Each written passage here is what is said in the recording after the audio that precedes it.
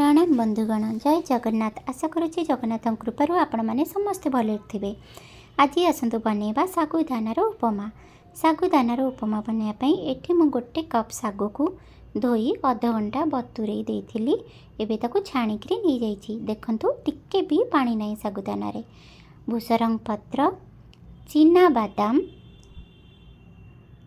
टमाटर, कंचा लंका, पंच फुटण, अदा। एबे कड़ई आमर गरम हो आसलानी। एबे मु ताधरे चीना बादाम गुड़ा देकरी भाजी नेबी। आपण माने चाहिले कंचा मध्य करि पारंती, किंतु एठी मु भाजी नउची तार चोपा छड़े नहीं जीवी। देखंतु आमर तो चीना बादाम भाजी हो आसीगलानी। एबे आसंतु गोटे प्लेट रे काढ़ी नबा।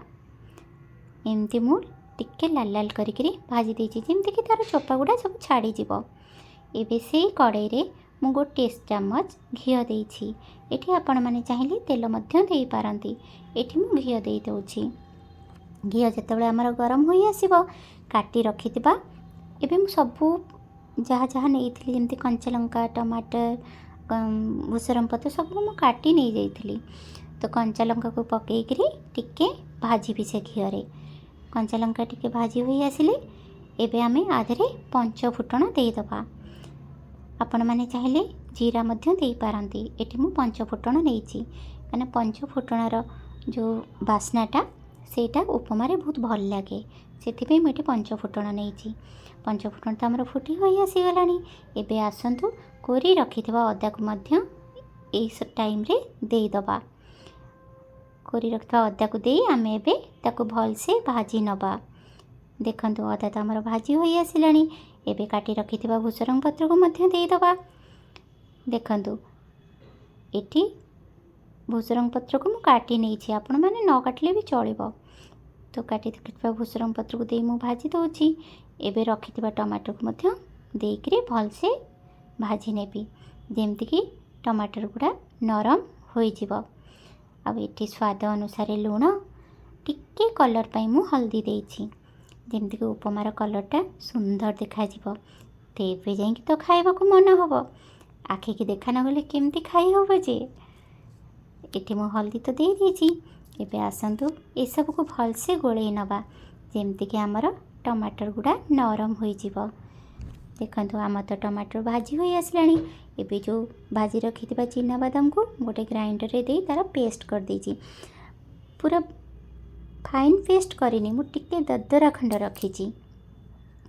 एई टाइम रे मु दे दउछि केना आगे जदि सागुदाना को देबी ताले सागुदाना में भी लागी जाई पारे। सेथिपई मु एई टाइम रे दउछि केना मु तो कम तेल यूज करे तो टिके काळे लागी जिवो। सेथिपई मु एई टाइम रे चीना बादाम रो ए को दे दउछि। एबे सागुदाना पकेई भल से गोळेई नउछि जेमति कि मसला गुडा सागुदाना रे भल से मिसी जिवो। आपण माने चाहिले आगे सागुदाना पकई तापरे मध्य ए टाइम रे चीना बादाम रो गुंड को पकई पारिबे, किंतु मु आगे गुंड को पकई नै छी। देखंतु भल से गोळेबे कने लूण त हमर पड़ी जाइतिला। लूणटा पुन तो सागुरे मिसिबो। सेथिपई मु एठी 1 ରୁ 2 मिनिट गोळेई देछि भल से। देखंतु एबे त हमर मसला पूरा मिसी आसिलानी सागुरे। एबे टिके आउ 1 ରୁ 2 सेकेंड एमती गोळेई दी ताकू कभर दे देकरी गोळेबा। हाँ बंधुगण, आपण मानक ना गोटे कथा कहूँ। आज मोर स्टोरी विषय कहूँ, माने मो विषय में आज कहूँ। आम घरे पूरा परिवार रे मु सबुठार सान। तो आम घरे आज पर्यंत के विश्वास भी करूना जे मते किछि रोषेई आसे, जे मु किछि रोषेई करि पारिबी। मोर भौणी माने फोन करी मते पचारंती तते लाली खाइबा आसुची। मैं हाँ मते एबे सब आसुची। घरे सेना किछि आसनथिले एबे मते सब रोषेई आसुची। तो जेतेबेले मु एई यूट्यूब रे आसिली मो तो एमती तो मो भौणी जानिथिला जे मते रोषेई आसे बोली। मो भाउज जानिथिले, मो शाशुघर फैमिली भी जानी मते रोषेई आसे, किंतु अन्य मान तो कहीं जान नथिले। से मान टिके आश्चर्य हो जाती।